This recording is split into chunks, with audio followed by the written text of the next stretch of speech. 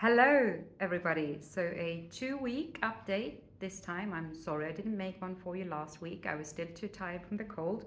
But here we go. I'm going to tell you everything I have learned. So, for starters, we learned another method for making cords or ribbons. I know another one. And this one is called sprang or spranging in Swedish. And it's almost like braiding. It's as if braiding and weaving had a child. So you have a warp, and then you twist the warp threads, and then locking them with sticks. And this creates a net-like pattern. And here is what I made. So again, yes, we have cord, but what is special with this one is if I grab it and pull it apart like so, you can clearly see that it forms a net. So this was done by having half of the warp threads in purple and half of them in green. So they have been changing place with each other, up and down, giving me a stripy ribbon. After I had finished this project, my teacher asked me if I would like to set up another sprang with another pattern. And I declared that if I have to make another ribbon this month, I will scream. So I knitted a mitten instead. What it looks like, what a sprang weave looks like when you're working with it, is this. This is not my project, I'm borrowing this. So here we have 3 different colors, and you can see here that it's double. So we have a upper and a lower warp.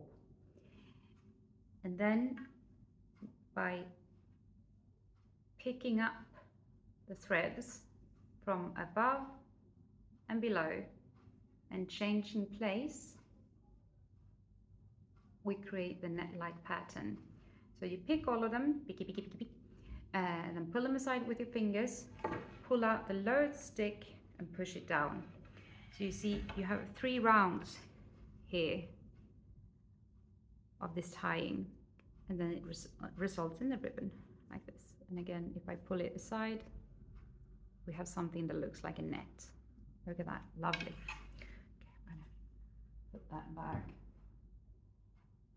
And then we had some UFO days, which I think was greatly appreciated by everyone, because by now we have so many projects that are running that it was nice to feel that you had a bit of time to actually continue with it. So, do you remember my Xena Warrior Princess bra cup type thing? It's becoming more and more of a hat, or maybe a bowl. Look at that.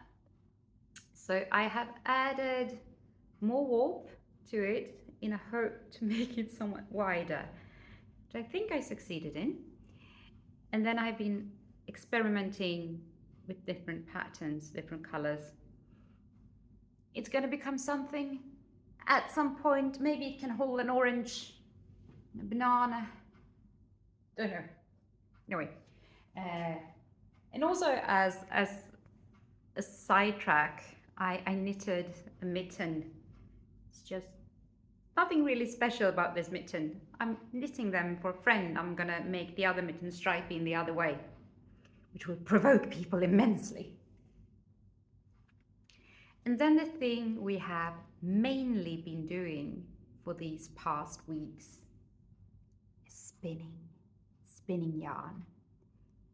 And I find this really exciting because everything we do depends on us first having a yarn or a thread to do these things with. And there are many ways to make thread or yarn. The only principle you have is that you have to have a fiber that are long enough fibers, and these are going to become twisted around each other in some manner. So we have been using spindles, which is very exciting. Well, first it wasn't at all. I was trying out a few different spindles and I didn't like them. They didn't work with me until I got to borrow this one from Elizabeth. And this one is lovely to work with. So I have my finished yarn here. Well, it's not finished, it's middle stage. And I have my wool here.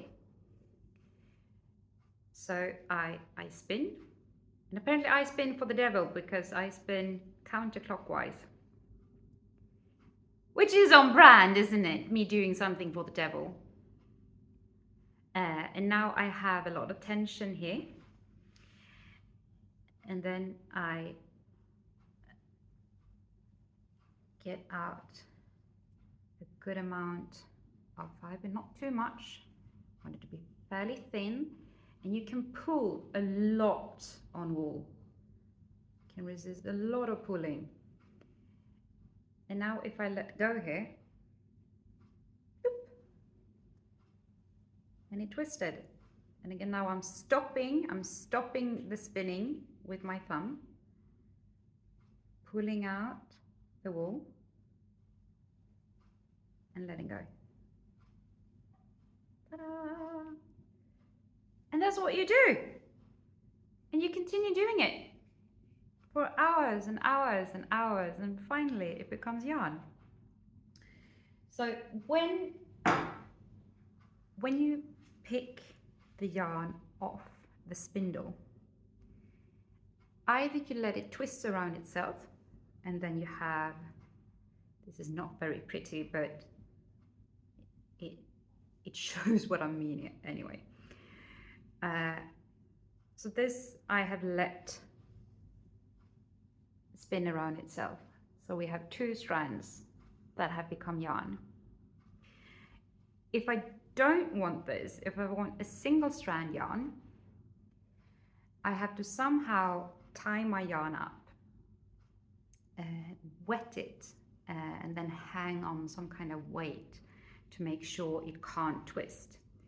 And then as the yarn is drying in this position, it won't twist up afterwards. So then you will get a single strand yarn. So that depends. Do you want a double strand or a single strand? Do you want to let it curl itself up, or are we going to stop it with water and gravity? So we spend a lot of days spinning, which makes sense. It really does. However, I am very much looking forward to when we get to use more advanced spinning equipment. I hope that that will make the process faster, which hopefully will make me more able to focus, because I find myself yet again in the position where if it's too slow, if I can't see a result quick enough, I will go, oh, it's boring, I want to do something else. Because I'm a child, apparently. But we already knew that, didn't we? So this week we have began, spoilers for this week. We have began with some historical sewing techniques and going to pick out a pattern for what we're going to sew in a few weeks' time. But I will tell you more about that. I will tell you all about it in the next vlog. And until then, get your spindles out and spin some yarn. It's actually very rewarding. And if you wish, put up a sprang warp and sprang yourself a ribbon or a cord. Or don't, just make some yarn, knit a mitten. Bye!